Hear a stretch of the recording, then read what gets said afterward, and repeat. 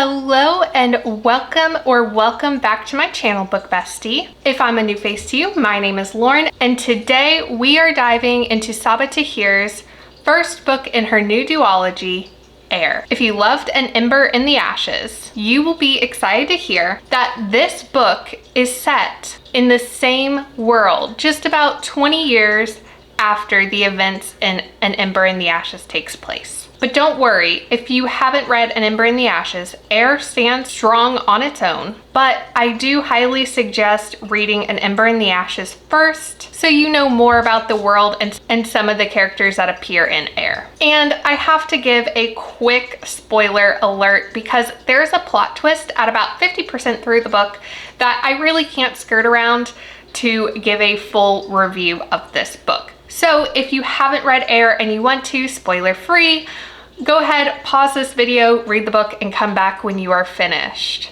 But you have been warned. In this review, we will cover everything from incredible world building and intense character development to the jaw-dropping plot twist that had me reeling. Trust me, if you are into books with epic quests, enemies to lovers tension, and a touch of dark fantasy, you'll want to stick around for this one. So go ahead, get cozy, grab a nice warm drink, and let's chat about this jaw-dropping fantasy. Watching these characters clash as their paths converge was the most satisfying part of this book, and it left on such a cliffhanger. Let's start with the world building, which, as always with Sabaa Tahir, is absolutely top notch. Heir takes place in the same richly detailed world as An Ember in the Ashes, giving us a familiar yet evolved setting. The story explores the Kagari slums to the Martial Empire, diving deeper into its history and magic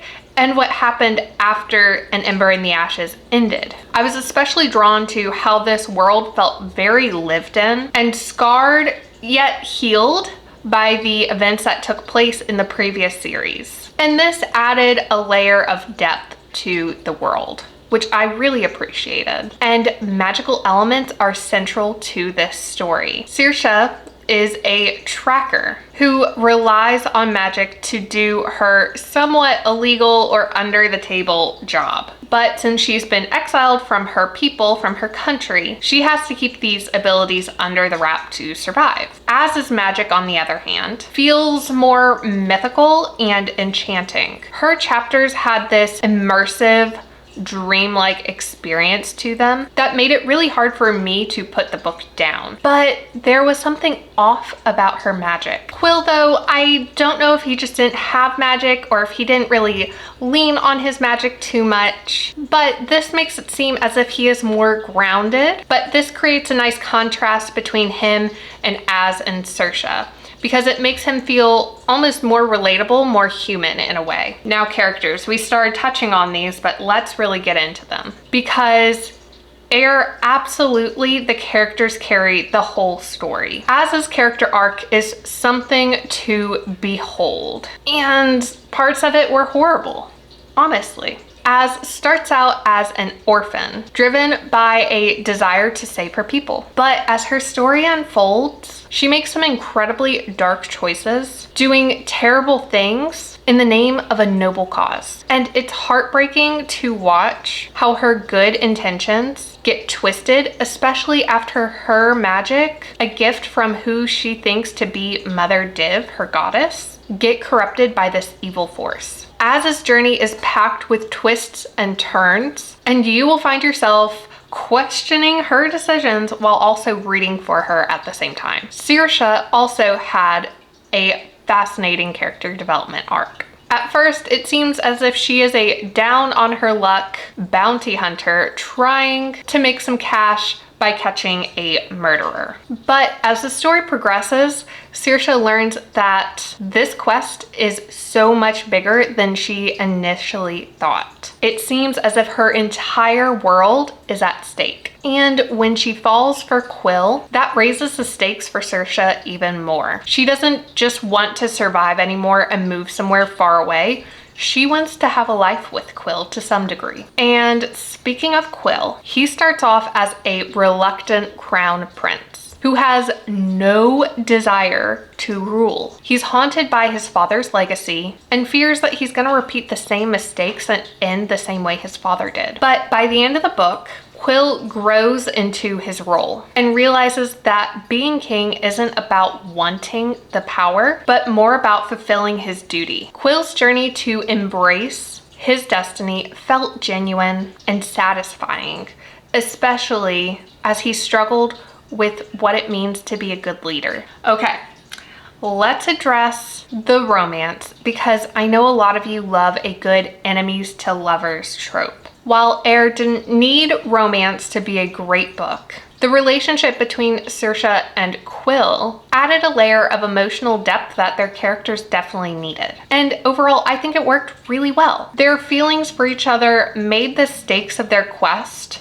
even more personal, as they both realize they have so much to lose if they fail. And yes, there are a few spicy scenes, though I'm not calling the book spicy or romantasy overall because it was more of a fantasy book. Honestly, it felt more like a nod to the romantasy genre without taking over the plot. And the romance didn't feel forced, which is a big win in my book. One of the things that makes Heir so compelling is how it tackles heavy themes like power, vengeance, and treachery. And this isn't your typical feel-good fantasy, so don't go into it expecting it to be that. Saoirse is driven by the desire to prove herself after being exiled, while also dreaming of a peaceful life far away from all of this one day. Quill's journey is coming to terms with his family's legacy, no matter how horrific it is, and trying to make up for all that he took for granted. And then there's Az. Her story is all about power and vengeance, and the lengths she'll go to achieve her vision for her people. It's dark, twisted, and sometimes it's hard to watch her character struggle so much. But that's what makes you root for Saoirse and Quill. Az is doing something that seems bad, and Saoirse and Quill are seemingly to be the good to balance this out. Their fight to do what's right feels so intense and real. And I can't talk about this book without mentioning the huge plot twist that took place about halfway through the book. It's when all three storylines suddenly connect in a way that totally changes the game. Az kind of faked her own death after she received this horrible power and like sort of got possessed by a spirit that she believed to be Mother Div. But Az was Quill's first love. She used him to get to where she needed to be to get this horrible power, which she didn't know to be horrible. So Az's chapters were set a year or two before Saoirse and Quill's. I thought they were all happening at the same time. And you know I love a good time warpy plot twist. It absolutely blew my mind. Up until that point, I thought I had a sense for where the story was gonna go. And this twist just blew my expectations out of the water. And this reveal shapes the entire plot and sets up the final act beautifully. And let's talk about the climax where Az, Saoirse, and Quill finally meet face to face again. It's explosive, emotional, and everything you want in a high stakes fantasy. Watching these characters clash as their paths converge was the most satisfying part of this book. And it left on such a cliffhanger. You can bet when book 2 comes out, I will be reading it immediately. So to wrap this all up, Heir by Sabaa Tahir is a dark, gripping fantasy that fans of epic quests, complex character arcs, and surprising plot twists will definitely love. It's not a light read.